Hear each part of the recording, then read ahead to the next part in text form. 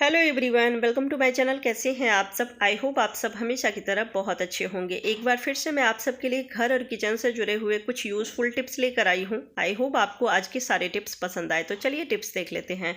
पहला टिप्स है शूज़ को लेकर। जब पूरे दिन शूज़ पैरों में पहन के रखते हैं तो कई बार इससे बैड स्मेल आती है। गर्मी के मौसम में ये थोड़ी ज़्यादा प्रॉब्लम होती है क्योंकि पसीना बनता है पूरे दिन। जब शूज़ पहन के रखते हैं तो उस पसीने की वजह से बैड स्मेल आती है।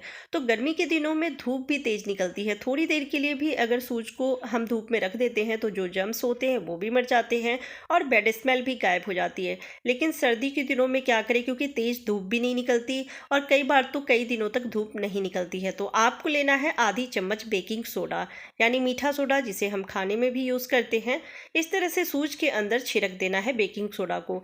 अब 15 से 20 मिनट के लिए ऐसे ही रहने दीजिए। उसके बाद आप सूखे कपड़े से इसे साफ़ कर लीजिए। फिर जब आप पहनेंगे बैड स्मेल भी नहीं आएगी, जो जर्म्स होते हैं वो भी मर जाते हैं।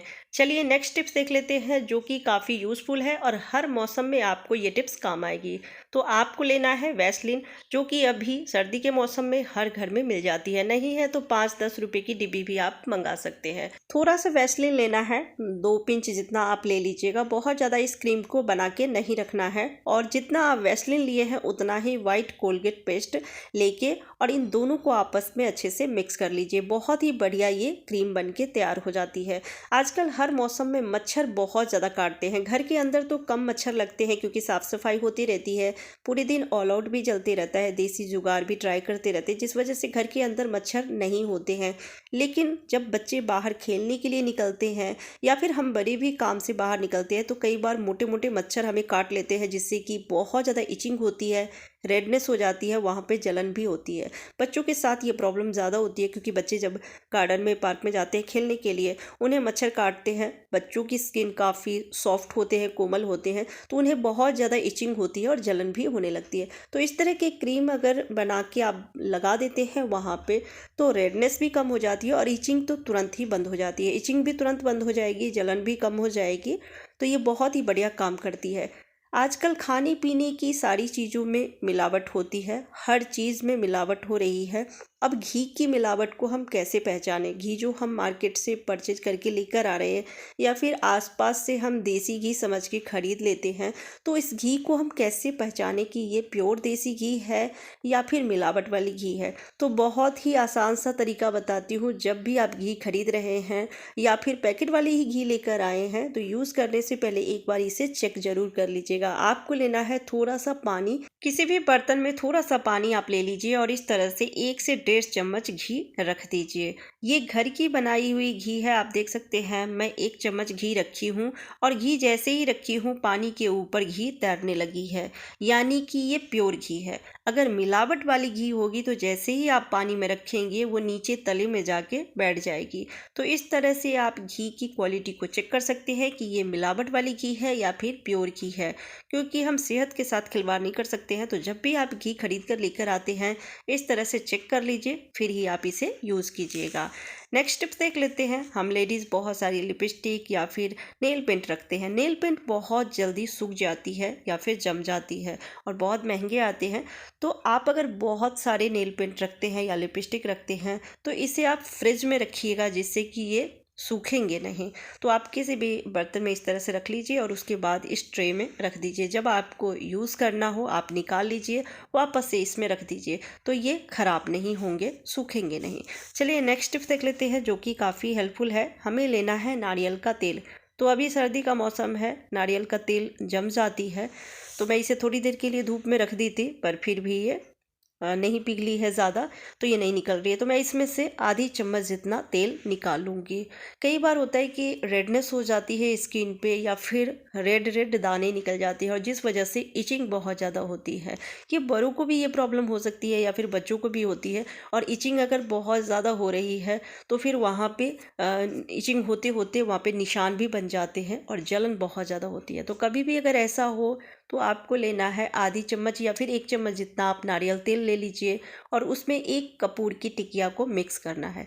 बढ़िया से आपको पहले इसे मिक्स कर लेना है। उसके बाद जहाँ पर भी इचिंग हो रही है, रेडनेस है या फिर दाने हो गए हैं, वहाँ पे इस तेल को आप लगा लीजिए। तुरंत आपको राहत मिल जाएगी, इचिंग तो तुरंत बंद हो जाएगी और जो दाने हो गए हैं ना वो भी धीरे धीरे कम हो जाएंगे। चलिए नेक्स्ट टिप्स देख लेते हैं जो कि काफ़ी हेल्पफुल है। सर्दियों के मौसम में हमारी स्किन काफ़ी रूखी बेजान हो जाती है, बहुत ज़्यादा ड्राई हो जाते हैं, बार बार मॉइस्चराइज़र लगाना होता है, थोड़ी देर बाद फिर से आप देखेंगे कि स्किन ड्राई हो जाते हैं। कई लोग नारियल का तेल भी लगाते हैं स्किन के लिए, नारियल तेल बहुत ज़्यादा फ़ायदेमंद होती है। कई लोग वैसलीन या फिर कई तरह की मॉइस्चराइज़र का यूज़ करते हैं। अलग अलग लगाने से अच्छा है अगर आप वैसलीन यूज़ करते हैं तो इस वैसलीन में थोड़ा सा नारियल का तेल मिक्स कर दीजिए। इसके बाद जब आप हाथ पैर को मॉइस्चराइज करते हैं वैसलीन से तो बार बार आपको वैसलीन या किसी भी तरह की मॉइस्चराइज़र लगाने की आपको ज़रूरत नहीं पड़ेगी। एक बार आप लगाएंगे और पूरे दिन आपकी जो स्किन है वो सॉफ्ट मुलायम रहेगी, ड्राई नहीं होगी स्किन। तो जो भी वैसलीन है, अभी तो इसमें थोड़ा सा ही वैसलीन बचा हुआ है, जो भी आपके पास डब्बा है बड़ी वाली या छोटी वाली, उसमें 1 चम्मच से 1.5 चम्मच आप नारियल का तेल मिक्स कर लीजिए और उसके बाद इस वैसलीन को हाथ पैर पे लगाएंगे। पूरे दिन आपकी स्किन सॉफ्ट मुलायम रहेगी, मॉइस्चराइज रहेगी, बार बार आपको मॉइस्चराइज़र लगाने की ज़रूरत नहीं पड़ेगी। तो वैसलीन में थोड़ा सा आप नारियल का तेल मिक्स कर लीजिए। नारियल तेल वैसे भी स्किन के लिए बहुत ज़्यादा बेनिफिशियल होती है, तो इस तरह से आपकी स्किन सॉफ्ट मुलायम रहेंगे। चलिए नेक्स्ट टिप्स देख लेते हैं। अभी मार्केट में नई वाली आलू आ रही है और इस आलू को जब हम पीलर से या फिर चाकू से छीलते हैं तो आलू बहुत ज़्यादा वेस्ट हो जाती है। इसकी स्किन बहुत पतली होती है और आसानी से स्किन निकल जाती है। आप देख सकते हैं हाथ से इसे हल्का सा रफ की हूँ फिंगर से और स्किन निकलने लगी है। लेकिन सारे आलू की स्किन इस तरह से तो हम नहीं निकाल सकते हैं, तो आप ले लीजिए या तो स्टील स्क्रबर और उससे भी इसके छिलके निकाल सकते हैं। आलू वेस्ट नहीं होगी और सारे आलू के जितने भी आलू को आप छीलना चाहते हैं उसके छिलके ईजिली निकल भी जाएंगे। नहीं तो इस तरह की नेट लगभग हम सभी के घरों में होती है। जब भी हम आलू प्याज परचेज करते हैं या फिर हैंड वॉश लेकर आते हैं, शैम्पू लेकर आते हैं, तो इस तरह से ही पैक करके हमें दिया जाता है इस तरह के नेट में। तो इसे फेंकने के बजाय आप स्क्रबर बना लीजिए, 1-2 आप टक लगा देंगे सुई धागा से तो स्क्रबर बन जाएगी और इससे जब आप इसका छिलका हटाएंगे आलू वेस्ट नहीं होती है और कुछ ही सेकंड में आलू के छिलके हट भी जाते हैं। ये देख सकते हैं कितने अच्छे से आलू का छिलका हट गया है और आलू जरा सी भी वेस्ट नहीं हुई है। तो ये तरीका मुझे पर्सनली बहुत ज़्यादा पसंद आती है क्योंकि इसमें आलू ख़राब भी नहीं होते हैं, वेस्ट नहीं होते हैं और सारे छिलके आसानी से निकल भी जाती है। वैसलीन ना सिर्फ स्किन को मॉइस्चराइज करने में हेल्प करती है बल्कि वैसलीन से क्लीनिंग भी बहुत अच्छे से हो जाती है। तो हम इसे क्लीनिंग में कैसे यूज कर सकते हैं चलिए बताती हूँ। हमें लेना है थोड़ा सा कॉटन और इस तरह से कॉटन को पहले फैला लीजिएगा, उसके बाद इसमें थोड़ा वैसलीन लगाना है। बहुत ज़्यादा वैसलीन लगाना भी नहीं है, बस बिल्कुल थोड़ा सा। वैसलीन बहुत ही स्मूथ और चिकनी होती है और इससे क्लीनिंग बहुत बढ़िया तरीके से हो जाती है। तो घर में जितने भी स्विच बोर्ड है जो कि गंदा हो गया है इस पे भी डस्ट इस पे बैठती है और इसकी भी क्लीनिंग ज़रूरी रहता है। खासकर जो किचन का स्विच बोर्ड है वो बहुत ज़्यादा गंदा होता है, तेल घी की चिकनाई उस पे आती रहती है। तो अगर बहुत गंदा हो गया है ना तो इस तरीके से जब आप क्लीन करते हैं स्विच बोर्ड बहुत अच्छे से साफ़ हो जाती है, करंट लगने का भी डर नहीं रहता है। तो 2-3 कॉटन बॉल में इस तरह से आप थोड़ा वैसलीन लगा लीजिए और जितना भी स्विच बोर्ड घर में है जो गंदा हो गया है उसे इस तरीके से साफ़ कर लीजिए, बिल्कुल नए जैसी हो जाती है। तो आप देख सकते हैं कॉटन में कितना गंदा लग गया है, जबकि मैं इसकी क्लीनिंग करती रहती हूँ। कई बार मैं आप सबके साथ न्यू टिप्स शेयर करती रहती हूँ, तो क्लीनिंग होती रहती है पर फिर भी कितना सारा डस्ट लग गया है इसमें। तो इस तरीके से आप अपने घर के जितने भी गंदे स्विच बोर्ड है उसे क्लीन कर सकते हैं। तो मैं इसे क्लीन कर ली हूँ। कैसा लगा आपको आज के सारे टिप्स कमेंट करके ज़रूर बताइएगा। अच्छी लगी हो तो प्लीज़ वीडियो को लाइक एंड शेयर कर दीजिएगा। चैनल पर पहली बार आए हैं तो चैनल को सब्सक्राइब करके बेल आइकन प्रेस कीजिएगा जिससे मेरी हर वीडियो की नोटिफिकेशन सबसे पहले आप तक पहुँचे। Bye bye.